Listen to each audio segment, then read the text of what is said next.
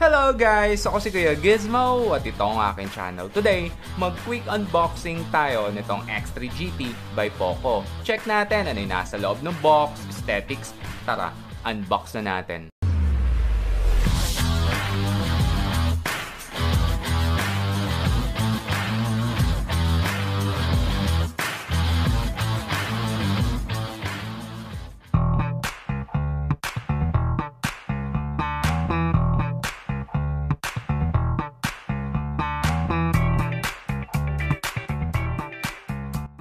Dito sa mas manipis na box, SIM ejector,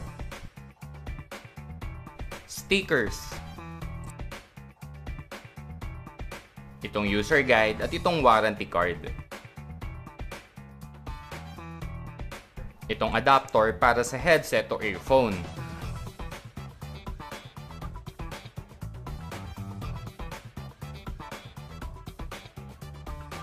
Itong freebie na jelly case.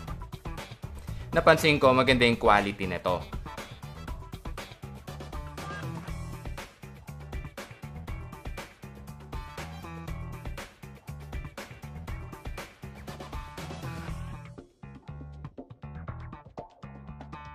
Ang standard package talaga ng Xiaomi Redmi Poco, wala talaga itong headset o earphones. So sa loob lang ng box, itong sync cable o charging cable.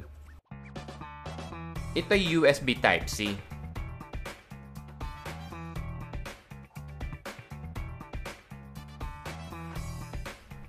At itong head charger, napansin ko ito'y mabigat.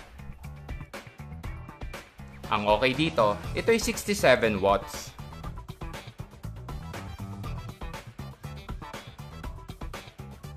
Next, punta na tayo mismo dito sa unit. Feel ko lang to. Itong na-unbox natin, ito yung Stargaze Black. Pakita ko lang muna sa inyo yung aesthetics niya.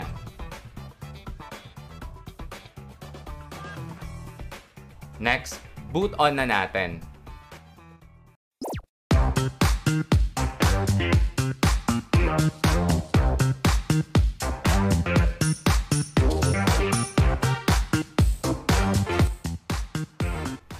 Kanina habang binuboot ko ay may naka-install or may nakadikit na screen protector dito mismo sa screen.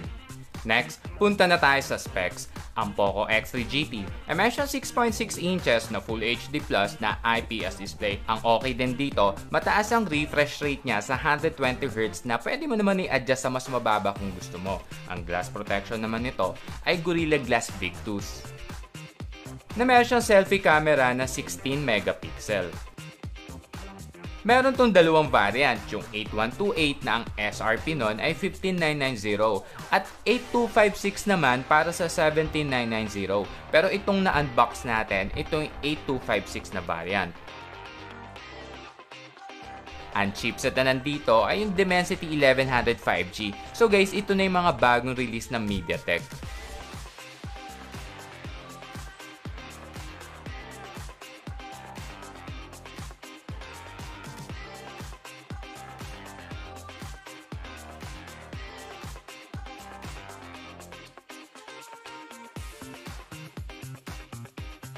Ang Poco X3 GT, ito talaga ay triple camera lang.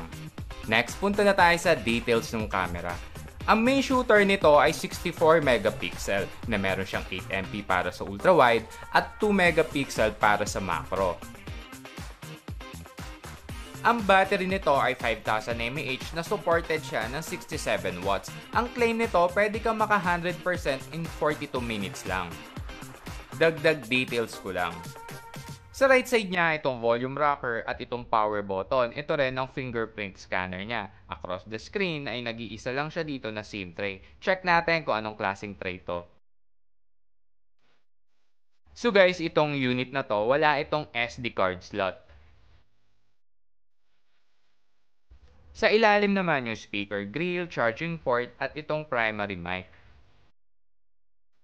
Sa taas naman itong secondary mic at itong pangalawang speaker. Ang isang okay sa Poco X3 GT, ito ay dual speakers na high resolution by JBL.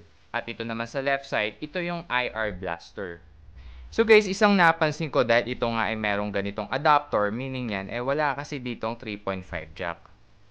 Yan. Usually kasi nandito yan sa ilalim. So medyo hassle lang talaga kung medyo fan ka ng mga headset kasi nga kailangan mong gumamit nito. Pero ngayon naman ay uso na naman yung mga Bluetooth headset o earbuds kaya pwede mo naman tong di na rin gamitin. Next, itest naman natin yung 64 megapixel.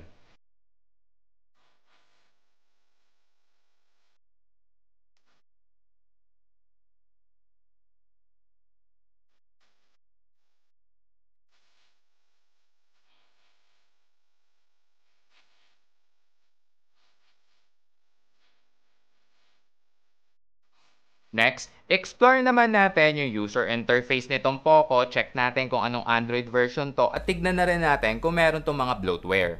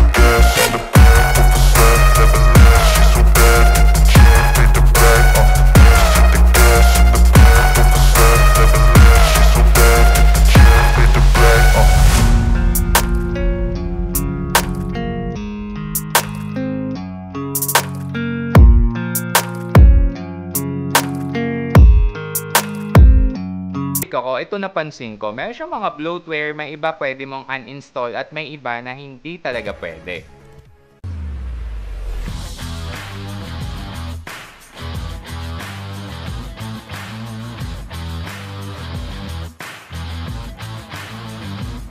Yun lang guys, hanggang sa mga susunod na mga quick unboxing, a peace!